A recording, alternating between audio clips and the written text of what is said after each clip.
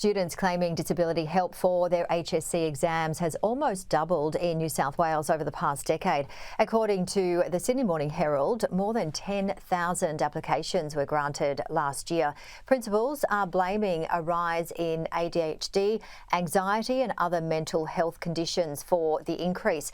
Well, joining me live is Professor Ian Hickie, psychiatrist, author and co-director of the Brain and Mind Centre. Thanks so much for joining us.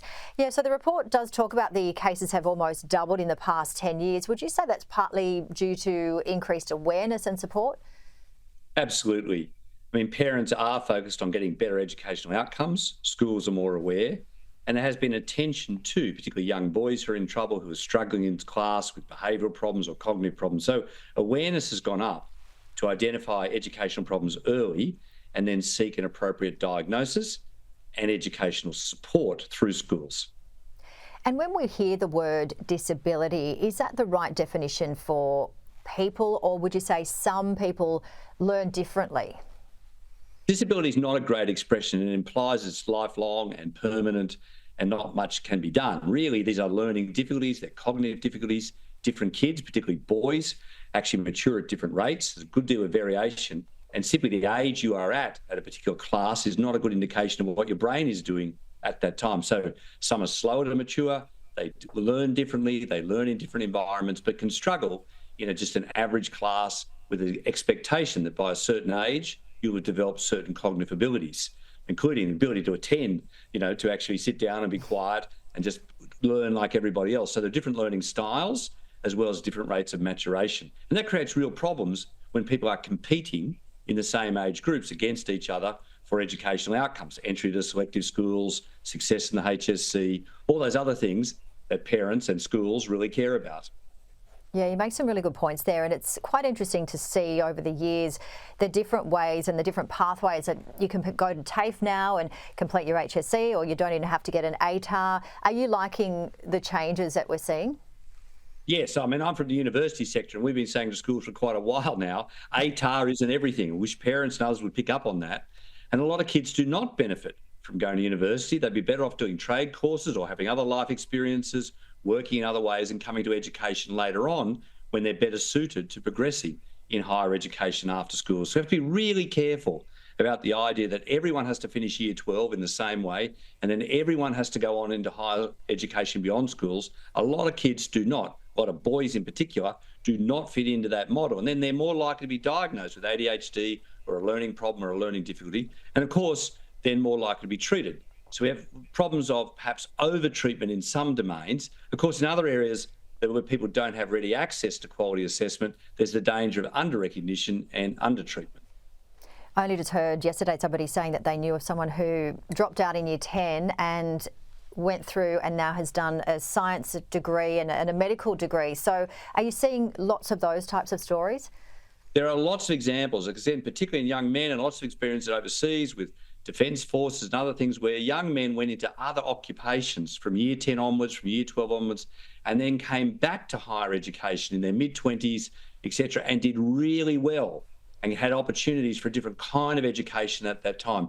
Lots of people have gone into work experience first or travelled or done other things. So the idea, which is a terrible idea and it gets pushed out continuously, you must finish year 12 in the same way, then you must go on to higher education, for many actually just creates more difficulties and premature failures in life's opportunities.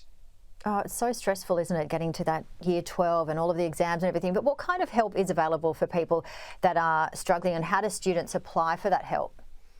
Well, schools have become more aware of this, and those schools with more resources, I think is what the Sydney Morning Herald's reporting, those schools with more resources tend to put more emphasis on getting independent medical assessment, perhaps diagnosis and treatments, and then educational supports. So in the wealthier parts of the country and in the wealthier schools, you see a lot of activity in this space.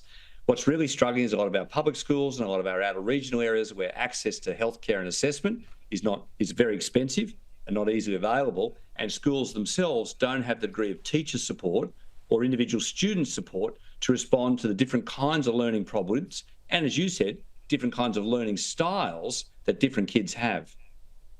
So do you encourage us all to educate ourselves, even if we don't have anxiety, ADHD or anything? Do you encourage us all to really have a good look at all of these types of challenges that people are experiencing, to have higher levels of empathy for them? Yes, we all need to understand this better. Just because you can't see the learning difficulty doesn't mean that a kid doesn't have a learning difficulty. We've seen this with literacy, with dyslexia, with problems with maths in other areas. Different kids have different specific types of problems that you don't see. And a lot of boys just get labelled disruptive, behaviourally disturbed, kicked out of class, not allowed back in, don't have the opportunities, when really they have a learning problem that's not been well characterised, and they've not been presented with learning aids or ways of learning that they could have actually maximised. So that all of us need to accept, you can't see what's going on inside a kid's brain, you can't see the way they're learning, and if they're having trouble, we need to recognise that, use appropriate assessment, and the rest of us need to know more about it and respond appropriately. I think really the education system itself also is under pressure to become more responsive to many of these different individual needs that different kids have. A general question, but are we over-medicating people? There is a danger of over-medication in some areas. So the ADHD diagnosis epidemic at the moment, which you see in wealthier parts of Australia, that is a problem because that very rapidly leads to medication. In those situations, there's a real danger of over-medication of kids who are simply more immature, they're slower to develop, they don't have, in a sense, really well-established ADHD, or they have a different mental health or behavioural problem. In other areas, as emphasised by the Senate inquiry last year, there's underdiagnosis and under-recognition. Of course, the trouble is it's become very expensive to actually get a proper assessment and a consideration of whether that really is the problem or actually it's a maturation and development problem that will come good in its own good time. And we're reporting on a situation, the effect of stress having on teachers in New South Wales, as revealing a report about 800 teachers lodging stress leave claims only last year alone. So we're seeing across a number of really critical workforces, teachers being one, nurses being another, in the post-COVID world, an increased claims of stress claims, people leaving the workforce, more experienced people not being able to continue. So I think we've seen increased workplace demands in those areas, pressure on teachers, and that's certainly driving the stress claims up, pressure on nurses, that's driving the stress claims up, but also driving premature retirement from those areas. So that it really says, look, it's about much better support for these fundamental professions in our society, and teachers and nurses would be right at the top. How do we relieve stress, Professor Ian Hickie?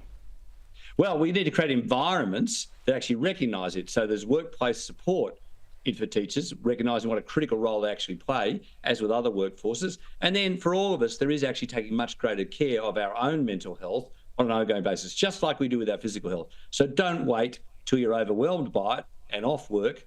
Learn strategies to help while you're well, but also we need to make sure that the workplace itself is supporting better mental health just the same way it does in terms of trying to protect physical health. I know, and under all this stress, I know you've spoken about it before, some good old-fashioned humour is very, very good for us as well, isn't it? Get out, socialise, enjoy yourself, be active, absolutely. And if you can laugh at a good joke, great.